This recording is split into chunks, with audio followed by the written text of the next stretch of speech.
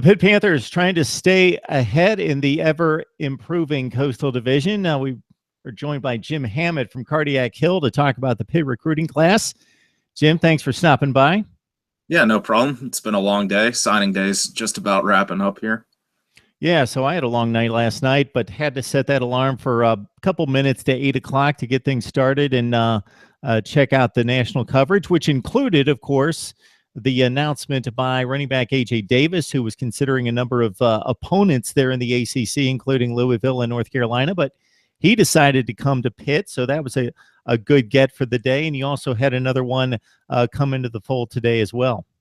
Yeah, definitely a big day. There was no late surprises, no late decommitments. All 22 guys that were committed yesterday signed today.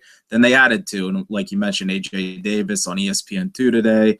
He picked Pitt over Louisville, North Carolina, South Florida. He had a slew of offers. I mean, he's a big-time ESPN 300 running back. I mean, it was a big deal to sign him. A nice way to kind of cap off the class. And, of course, they added Jalen Twyman as well, 3-star defensive tackle from Washington, D.C., he had plenty of SEC offers. He seemed to be down to Pitt, South Carolina, Missouri. So it was adding a position of need late in the process.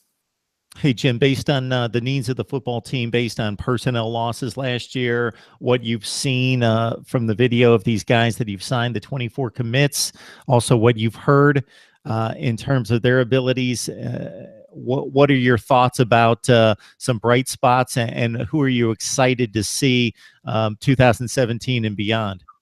I think, watching Pitt football this year, the secondary was obviously the problem. It wasn't just all about the corners. The safeties had some trouble as well. But I think all Pitt fans and people that follow the Pitt football program, everyone is excited about Paris Ford, the 4-star safety. He's from Pittsburgh himself, so he decided to stay home, play for the hometown team. I mean, he had offers from just about everywhere: Alabama, Ohio State, Michigan, you name it. And he's a very athletic 6'2", 190-pound safety, kind of rangy. Almost reminds me of Malik Hooker, rather, from Ohio State. I mean, kind of that same build, free safety that can make plays. So I think he might have a chance to start as a true freshman. I think he's a really talented player, and he's the type of guy that can really change the defensive backfield almost in 1 year. Yeah, Paris Ford, top 5 at his position nationally. You mentioned some of the other schools going after him, and if he produces like Malik Hooker did, with 6 interceptions, 3 returned for touchdowns, not that you can predict those kind of numbers out of anyone in the defensive backfield. A lot of that has to do with being in the right place at the right time, but Paris Ford, definitely a top selection there. Anybody else that stands out to you based on, again, personnel losses and just being excited about what you've heard about particular athletes?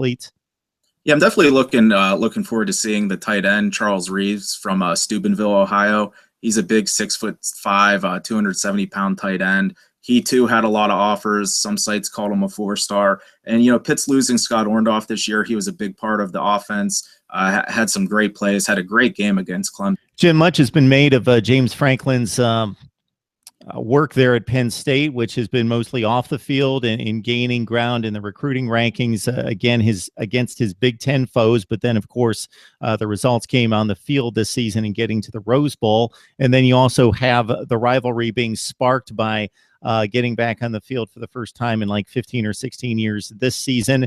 But you also have to focus on the real rivals in terms of competing to get to an ACC championship game there in the Coastal. So your thoughts about the Pitt recruiting class against your competition?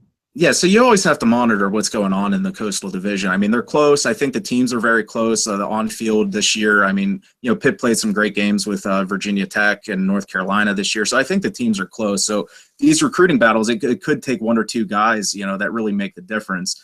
And, of course, obviously with Penn State, Pitt's always going to, at least Pitt fans are always going to, look at what Penn State's doing and look at their class. And their class is very good. There's no doubt about it. And, it was kind of disappointing this year. Pitt wasn't able to, they finally got that on-field win over Penn State after so long. And, it kind of felt like, okay, maybe they're turning the corner. They'll get all this momentum. Then I don't think anyone expected Penn State to go on and win the Big Ten or go to the Rose Bowl. I mean, so, any of that momentum they gained, they kind of lost because Penn State made it up. So it's a weird thing, but, recruiting in state is always tough, but you're always going to pay attention to your rival.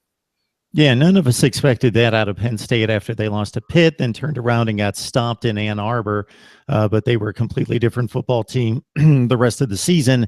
As for the Coastal, obviously, Miami's always going to be a factor. They haven't turned the recruiting rankings into big wins on the field. They're usually at that 8-win total, but who knows with Mark Richt and his experience in winning some decent games and getting to SEC championship games, maybe they finally get over the hump and start to turn those top 15 to 20 classes into contention for the ACC championship.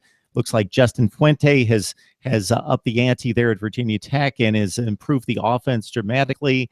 They were in the top 20 range as well. So it's a muddled division, and it has been in the past, but based on mediocrity, I think it's now becoming one of the better divisions in college football. So it's still muddled, but muddled more in trying to get to 9 or 10 wins. Yeah, whenever you have 4 teams in that top 30 recruiting rankings, and you look at Georgia Tech, their recruiting rankings always going to be low, but they'll be competitive just how they run their team. And I even look at Duke. I think Cutcliffe's a great coach, and I think he does a lot with less. So I mean, it's a very tough division, top to bottom. Definitely. In Virginia, I keep hearing is a sleeping giant, and of course, they've been competitive in the past. Jim Hammett from Cardiac Hill, the SB Nation platform for Pitt Athletics, joining us to break down the National Signing Day class there for Pat Narduzzi. Jim, we always appreciate the time. Thanks.